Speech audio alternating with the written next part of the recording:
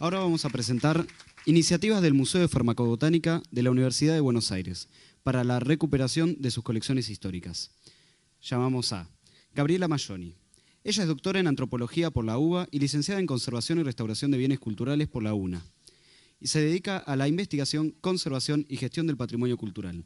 Obtuvo la beca interna doctoral y postdoctoral del CONICET con proyectos de investigación sobre colecciones, saberes y prácticas científico-educativas en colegios y universidades de la Argentina. Dirigió varios proyectos de recuperación de patrimonio cultural y desde 2005 presenta sus trabajos en diferentes encuentros nacionales e internacionales y publica en revistas científicas de las áreas del patrimonio cultural y museos, historia de la educación e historia de las ciencias. Actualmente coordina el área de conservación del Museo de Farmacobotánica Juan A. Domínguez de la Facultad de Farmacia y Bioquímica de la UBA, encargada del manejo de los fondos museográficos y documentales de la institución. Contamos también con la presencia de Candela González. Ella es técnica en conservación y restauración de bienes culturales en proceso de tesis de la licenciatura en la UNA. Actualmente forma parte del equipo de conservación del Museo de Farmacobotánica de la Facultad de Farmacia y Bioquímica de la UBA y del programa Huellas de la Escuela del Ministerio de Educación de la Ciudad de Buenos Aires, que acompaña a las escuelas en la revalorización de su patrimonio histórico-educativo. Melanie Godoy, ella es técnica en conservación y restauración de bienes culturales, egresada de la UNA, en proceso de tesis para la licenciatura. Es docente y ayudante ad honorem de la materia Conservación y Restauración de Pintura de Caballete y Mural de la Cátedra Racé de la UNA. Actualmente trabaja como restauradora independiente y desempeña tareas de conservación-restauración en el Museo Nacional de Arte Decorativo. Y por último, Giovanna Fabro, ella es estudiante de la licenciatura en Conservación y Restauración de Bienes Culturales de la UNA. Actualmente es pasante en el Museo de Farmacobotánica desarrollando tareas de conservación. Muchas gracias. Muchas gracias.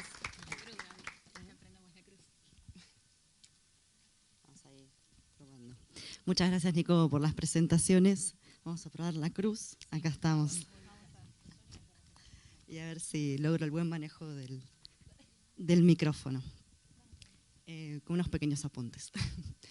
Bueno, ante todo agradecer obviamente a la organización del Congreso, a Nacho Legare y a toda SIMPAC por habernos invitado a participar de este evento que está siendo muy enriquecedor. Agradecer a las autoridades del Museo de Farmacobotánica que también dieron el apoyo a este gran encuentro. Como dice el título, bueno, nuestra intención es acercarles las iniciativas que se realizaron en los últimos años dentro del Museo de Farmacobotánica que ha creado recientemente el área de conservación como parte del proceso de reorganización de la institución y de recuperación de sus colecciones históricas. El museo se encuentra emplazado en la Facultad de Farmacia y Bioquímica, como se mencionó en las presentaciones, de la Universidad de Buenos Aires y forma parte de la red de Museos UBA. Tiene más de 120 años de historia, fue fundado en el año 1900 y posee un patrimonio muy diverso y amplio, de gran relevancia de las prácticas, para la historia de las prácticas científicas y educativas en la Argentina de las primeras décadas del siglo XX. Está asociado a la antigua Escuela de Farmacia de la Facultad de Ciencias Médicas y en las primeras décadas del siglo XX logró tener una gran relevancia y ser un espacio importante para la investigación y la enseñanza científica. La siguiente. Sus colecciones se encuentran distribuidas en las salas. La colección más relevante es el herbario, la gestión permanente del museo es con su herbario, un repositorio de más de 40.000 plantas disecadas con énfasis en la materia médica, en las plantas medicinales, y también tiene diferentes colecciones históricas como de maderas argentinas y colecciones históricas de exploradores desde finales del siglo XIX hasta nuestros días.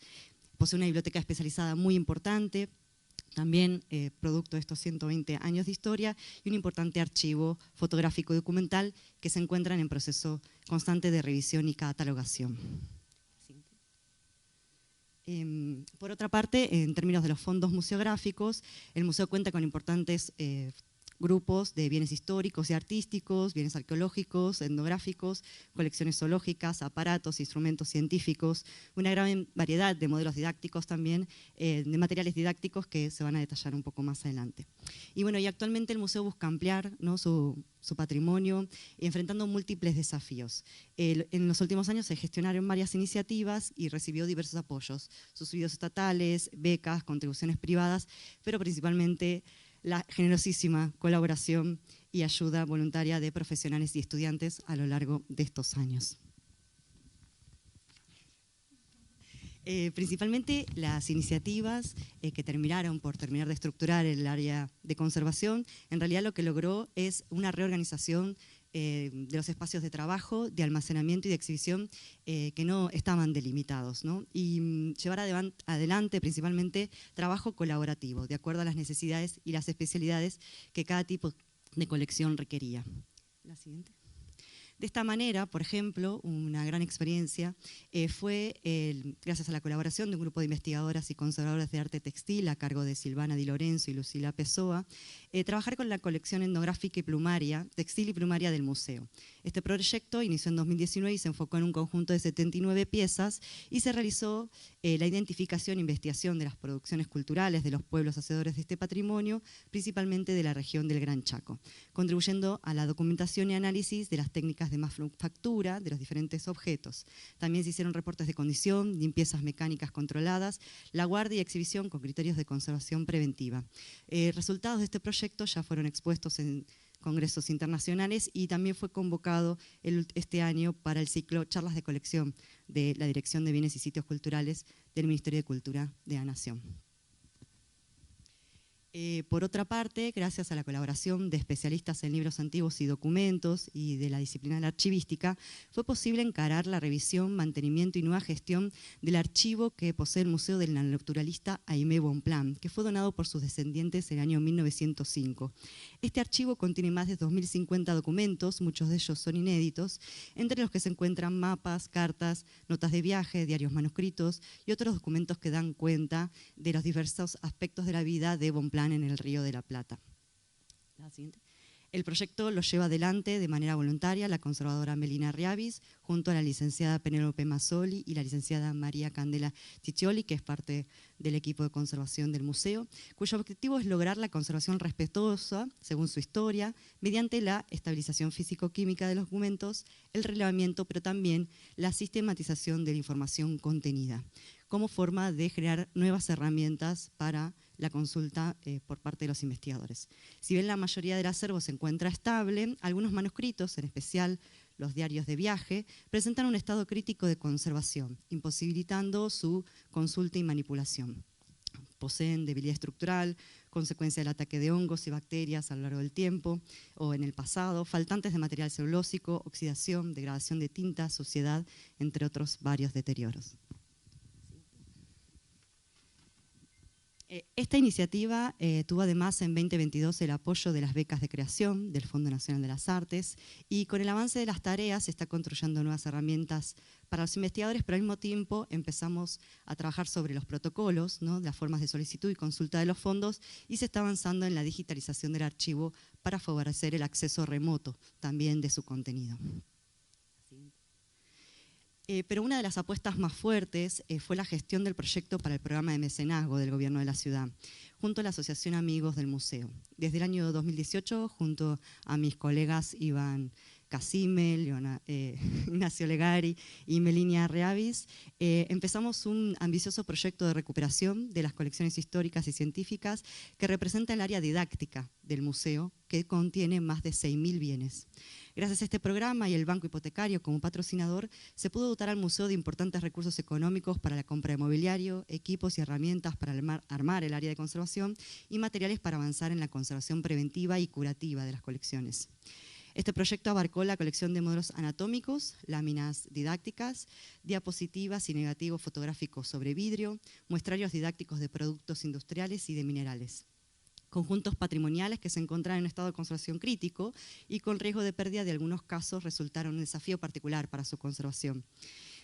Hasta el momento esas colecciones didácticas en el museo se encontraban en algunos casos arrumbadas o expuestas sin ningún tipo de cuidado, no porque no formaran parte de su patrimonio, acá tuvimos un debate respecto a eso, no estaban inventariados, sino principalmente por no tener los conocimientos específicos de su valor histórico y cultural en términos de la historia de la ciencia y la historia de educación del país y de la historia institucional, ¿no?, de lo que significaron esos objetos en la trayectoria de la institución.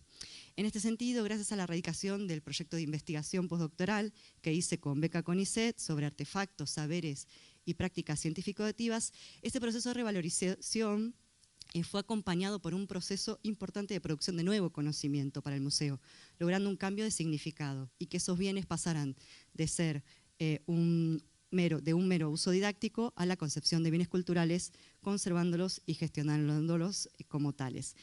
Además, todos estos proyectos permitieron fortalecer la formación profesional de mis compañeras y colegas, de las que también ha sido de interés para el desarrollo de 2 tesis de licenciatura para la carrera de la Universidad Nacional de las Artes. La diversidad de materiales y de técnicas y sus propias problemáticas, el proceso de puesta en valor de estos conjuntos, requirió establecer estrategias diferenciadas, ¿no? y metodologías de trabajo específicas de la mano de distintos especialistas según las colecciones. Así que ahora las dejo a mis compañeras que van a comentar con detalle estos procesos. Gracias.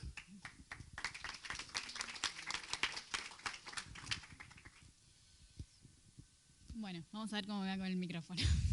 Más cerca. Más cerca, ya empezamos mal. Bueno, yo voy a hablar un poco de lo que fue el trabajo de la puesta en valor de la colección de los modelos anatómicos botánicos Robert Brendel, realizados a finales del siglo XIX, que custodia el museo. Ya no vamos a repetir su nombre. El trabajo estuvo coordinado por Iván Casime y fue la participación de la técnica Melanie Godoy y la aquí presente. Siguiente placa. Bueno, vamos a explicar un poco lo que son estos modelos. Son representaciones a escala de especies botánicas, de algas, hongos y plantas superiores. Por ejemplo, acá encontramos la representación del fruto de la frutilla, que presentaron diversos desafíos, pero previo a este trabajo hubo una instancia de trabajo entre los años 2016 y 2019, donde se inició lo que fue el registro de esta colección, donde se tomó conocimiento de las dimensiones y sus características, porque, bueno, consideremos, como mencionó Gaby, que no fueron adquiridos para ser expuestos, sino para el dictado de clases. A raíz de este trabajo se identificaron 135 modelos y se inició un proceso de un primer acondicionamiento de algunos modelos y se acondicionó un espacio de guarda y exposición con el fin de disminuir el deterioro continuo por no encontrarse en una guarda adecuada, que después vamos a ver un par de más fotitos. Siguiente. Estos modelos tienen una materialidad mixta donde podemos encontrar papel maché, madera, tela, yeso, gelatina, pelo y fibras vegetales. Esto generó un gran desafío ya que podemos encontrar varias materialidades en un solo modelo, entonces había que estudiar lo que era la compatibilidad entre estos materiales y el envejecimiento de los mismos. De hecho, vamos a encontrar deformaciones por material higroscópico, del papel, de la gelatina, de la madera, manchas, sustancias grasas adheridas, roturas, desprendimientos, lo que nos llevó a la segunda etapa de este trabajo, que es el trabajo interdisciplinario. Fue muy importante y es algo que queríamos destacar, el vínculo con la Cátedra de Farmacobotánica, que es de la cual depende el museo, dado que ellos son los especialistas en las especies botánicas. Eso lo que nos permitió, por un lado, fue definir qué modelos tenían prioridad en su restauración, dado que se definieron en función del guión museológico actual, y siguiente placa, por favor. Identificar fragmentos disociados, como era el caso de estas anteras del bereño negro, y definir criterios de reconstrucción de las anteras faltantes, tanto teniendo en cuenta, por un lado, lo que es la especificación de la especie y, por otro lado, teniendo en cuenta la compatibilidad de materiales. Perdón, ¿eh?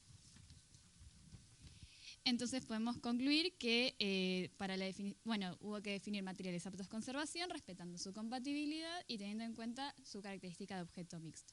El trabajo de restauración incluyó lo que fue la actualización de la documentación realizada en la primera etapa, la limpieza y remoción de depósitos superficiales y elementos no originales, la consolidación y fijación de la capa pictórica y estructuras anatómicas, la reposición de faltantes por medio de estudios de materialidad, como ya mencionamos, y la reintegración cromática respetando los colores originales.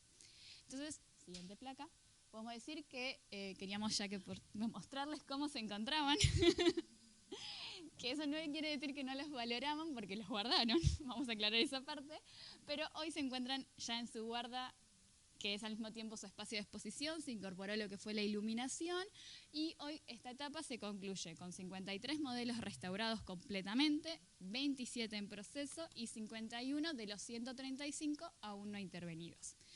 Entonces esto permitió por un lado actualizar las exposiciones y recuperar lo que es su fin didáctico y pedagógico que tuvieron en un inicio. Y además queríamos agregar que este año se aprobó un proyecto de agencia, de proyecto Picto, en conjunto con la Cátedra de Física, Química y Botánica del jefe de cátedra Pérez Bota de la UNA. Entonces ahí vamos a hacer un trabajo de investigación sobre los modelos de gelatina para conocer cómo se hicieron en un principio, conocer las características de los materiales para ver cómo se pueden restaurar. Y ahora le voy a dar la palabra a mi compañera Melanie, que va a hablar de la próxima colección didáctica.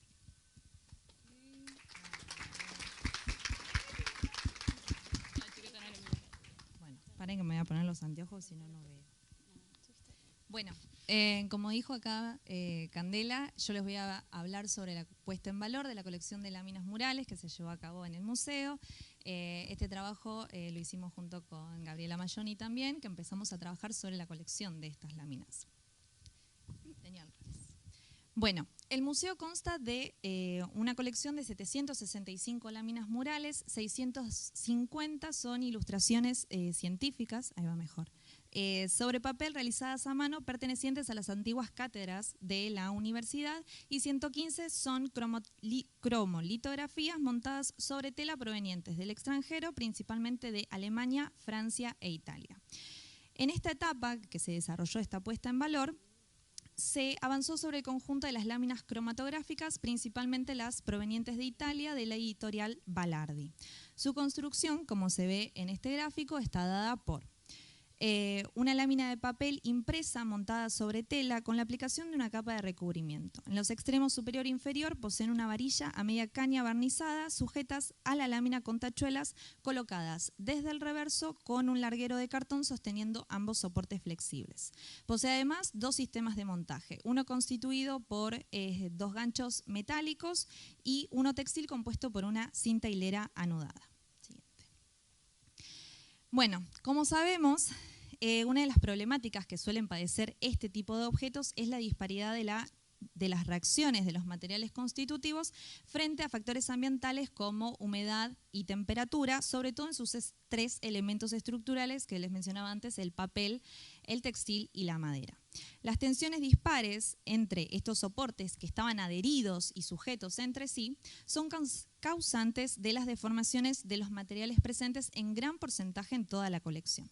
Por ejemplo, podemos encontrar varillas que están alabeadas que inciden en las deformaciones de los soportes flexibles, pudiendo ser estas deformaciones generalizadas en toda la lámina o puntuales en los extremos, superior e inferior. En 2018 las láminas fueron descolgadas de las salas del museo que hasta ese entonces estaban exhibidas en las salas y fueron apiladas, como se ve en la primera imagen, en mesas cubiertas con papel y telas hasta acondicionar un espacio para su almacenamiento y conseguir el mobiliario de guarda. Esto no fue posible realizarse sino hasta el año 2021, 3 años después, en donde se consiguen las planeras y finalmente se pueden guardar y acondicionar estos objetos. No obstante, esta guarda inadecuada acentuó más las deformaciones que ya presentaban estas láminas. Es posible, acá tenemos la parte de deterioros, observar acumulación de suciedad superficial, manchas, deterioros por manipulación y uso, porque recordemos que eran objetos utilitarios para las clases, así como oxidación y acidificación de sus materiales constitutivos. Por ejemplo, tenemos la fotooxidación de la capa de recubrimiento que presenta toda una coloración amarillenta que cambia la percepción del color subyacente. Aunque ustedes no lo crean, esas flores son blancas en realidad, ¿sí? Hay diferentes grados de fotooxidación de las láminas, también dependiendo obviamente a su exposición a estos factores ambientales que les mencionaba antes. También puede observarse el desmenuzado de las fibras textiles, sobre todo en los bordes no protegidos con las varillas, es decir, en los laterales, así como también la rigidez y la fragilidad del papel, del soporte papel, que puede generar desprendimientos, sobre todo en esos bordes no cubiertos con varillas y en zonas de pliegues o de ondulaciones, lo cual tiene como consecuencia mucha pérdida del soporte papel, como se ve en ese caso, que son mínimas, pero hay otras extensiones mucho más grandes de pérdida. Siguiente. Bueno, en una primera instancia, con la adquisición ya de estas planeras metálicas, se completó la catalogación y estabilización primaria de toda la colección. Sin embargo, frente a estos deterioros descriptos, el museo planteó la necesidad de estabilizar las láminas para recuperar su uso didáctico en las salas de exposición, acordando la realización de una mínima intervención, no efectuando el desarmado del dispositivo en esos componentes que yo les mencionaba antes.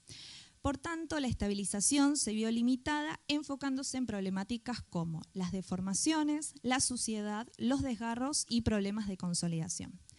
Para efectuar los tratamientos pertinentes fue necesario investigar técnicas y metodologías de intervención de cada soporte constitutivo y así establecer estrategias frente a estas variadas materialidades y al sistema de construcción de este tipo de objetos. Se recurrió al estudio de tratamientos de diversas disciplinas de conservación para ser adaptados a esta tipología de objetos cumpliendo con los criterios deontológicos de conservación. Los tratamientos fueron limpieza mecánico en seco de depósitos superficiales, consolidación y fijación de los elementos estructurales, principalmente de los soportes flexibles, corrección de deformaciones planares por medio de técnicas de humectación por capilaridad aplicada con compresas o en cámaras de humectación, como la que vemos en la imagen, con el objetivo de relajar las fibras y buscar corregir la planimetría de la pieza. En la medida que cada soporte lo permitía, dado que no se efectuó el desarmado de estos dispositivos, no obstante, las deformaciones se dieron notablemente como sí se ve acá en la imagen. Siguiente. Finalmente se realizó la restitución de faltantes y la reintegración cromática utilizando materiales y técnicas compatibles con la construcción original del objeto. Siguiente. Bueno, acá tenemos unas imágenes de los resultados finales. Esta es la lámina de cáñamo y de lúpulo, ¿sí? Las acciones que se llevaron a cabo de conservación y restauración para este conjunto permitieron recuperar su fin didáctico y pedagógico, dejándolas aptas para su manipulación, exhibición y digitalización, al mismo tiempo que realizaron el aporte científico para la producción de mi tesis en desarrollo para la carrera de la licenciatura en Conservación y Restauración de Bienes Culturales. Les dejo con mi compañera que les va a contar de las otras dos colecciones. Sí. 6. Bueno, las cajas. La colección de muestrarios didácticos está compuesta por un conjunto de 30 cajas expositivas de la empresa francesa Dayrol sobre materias primas y productos industrializados con infografías de diferentes especies vegetales, y una colección de más de 100 minerales producidas por el Ministerio de Agricultura hacia 1905, organizada en un mueble de madera especial de la época. Sí. Bueno. Para el proceso de recuperación de las cajas didácticas se convocó al conservador licenciado Ignacio Nacho Legari, acompañado por el técnico Nicolás Valenti, iniciando con un plan de trabajo de restauración en un conjunto de 10 cajas didácticas que se encontraban en estado regular a malo. Los deterioros principales se atribuyeron al paso del tiempo, uso, almacenaje incorrecto y refuncionalización. Si bien cada caja tenía su propio deterioro, los mismos se repetían alterados o combinados. Uno de los desafíos en este proyecto fue la materialidad mixta, ya que poseen materiales orgánicos e inorgánicos. En primera instancia se realizó un diagnóstico detallado que dio como resultado suciedad superficial generalizada en su exterior e interior, manchas, intervenciones anteriores, desprendimientos de muestras, frascos quebrados, desfondamiento en parte del perímetro, tapas desarticuladas y vidrios rotos.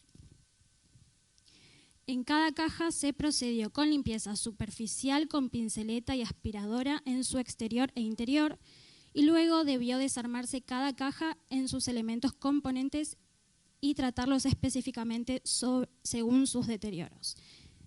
Se retiraron las tarjetas castellanizadas, dejando al descubierto la escritura original en francés, y estas se registraron fotográficamente, se restauraron y se volvieron a cubrir a excepción de la caja número 2 de goma arábiga, la cual se dejó como caso testigo.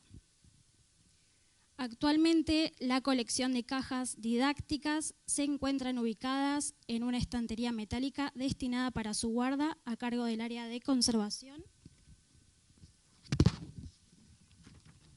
Perdón. Estas cajas de un alto valor histórico y didáctico han sido estabilizadas con el objetivo de estar a disposición del museo y de la cátedra para su utilización, respetando la función para la cual han sido creadas. Bueno, esta es la puesta en valor de la colección de diapositivas y negativos sobre vidrio. Esta colección consta de 2.250 diapositivos y negativos de vidrio para la enseñanza de la botánica, una parte proveniente de la Casa Molteni de París y otra parte proveniente del antiguo Museo Escolar Sarmiento y 53 autocromos a color de lugares y costumbres de la ciudad de Buenos Aires y de distintas provincias. El desafío que tuvimos que afrontar fue la falta de espacio de trabajo, pero gracias a los fondos otorgados por el programa Mecenazgo que comentó Gaby al principio, fue posible comprar un armario metálico cerrado y una estantería metálica aptas para la guarda de este tipo de colecciones. El armario cerrado se destinó al sector archivo, donde se almacenaron los casi 1.000 negativos de vidrio en proceso de reinstalación en sobres de algodón y cajas aptas para la conservación. Y la estantería metálica fue destinada al espacio del entrepiso, que se está organizando como lugar de reserva para las colecciones con mayor seguridad, protección a la luz, a la temperatura y a la humedad. En esta estantería se acomodaron las diapositivas de vidrio en sus cajas originales de madera y además del espacio de guarda pudo comprarse todos los insumos de conservación necesarios para la limpieza. Una vez que resolvimos los espacios, se plantearon sectores para realizar el trabajo en serie. Se ubicó un sector de limpieza, un sector de instalación de la mesa de luz y el equipo fotográfico, y también se preparó la base de datos para registrar la información obtenida en cada una de las placas. De esta forma pudimos avanzar con las acciones de catalogación, limpieza, guarda y digitalización. Antes de comenzar con las intervenciones, observamos en detalle que la mayoría de los negativos de vidrio se encontraban en buen estado de conservación, aunque algunas sí estaban en estado crítico.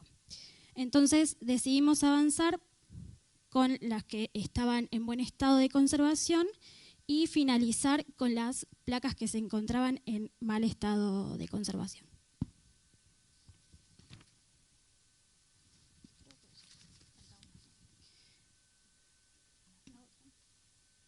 Hemos realizado una limpieza mecánica en seco con pinceletas suaves sobre la emulsión y sobre la cara del vidrio una limpieza en húmedo con solución hidroalcohólica, retirando suciedad superficial, manchas y sustancias adheridas. Realizamos la instalación de los negativos en sobres de papel de algodón libre de ácido de 4 solapas y cajas de polipropileno corrugado. En el caso de los autocromos, para proyección la emulsión se encuentra entre 2 placas de vidrio, por lo tanto se procedió a limpiar en húmedo con solución hidroalcohólica ambas caras, evitando dañar la cinta protectora de los bordes. A medida que íbamos realizando las limpiezas, registramos en la base de datos cada una de las placas. Y por último, la digitalización se realizó con cámara fotográfica y luz transmitida por mesa de luz para captar la información contenida en las imágenes y con luz difusa en los casos de registrar inscripciones o condiciones de la superficie de las placas. El próximo objetivo de este proyecto de los negativos en vidrio es subir la información sobre la colección de fotografías para su disponibilidad a través del catálogo virtual del museo, que se encuentra habilitado para la consulta de los fondos bibliográficos. Muchas gracias. Bueno, muchas gracias a todos por escucharnos. Ahí les compartimos, acá tenemos a La parte nuestro... importante, los invitamos a seguirnos en Instagram, Perdón, los invitamos a seguirnos en Instagram, en Facebook. Tenemos una página donde pueden pedir la visita al museo, que es con visita guiada incluida. Así que nada, los invitamos a conocer este espacio que va creciendo año a año con distintas actividades que vamos logrando hacer y poner en valor todas las colecciones de este espacio. Muchas gracias por el tiempo y a SIMPAC también. Muchas gracias a todos.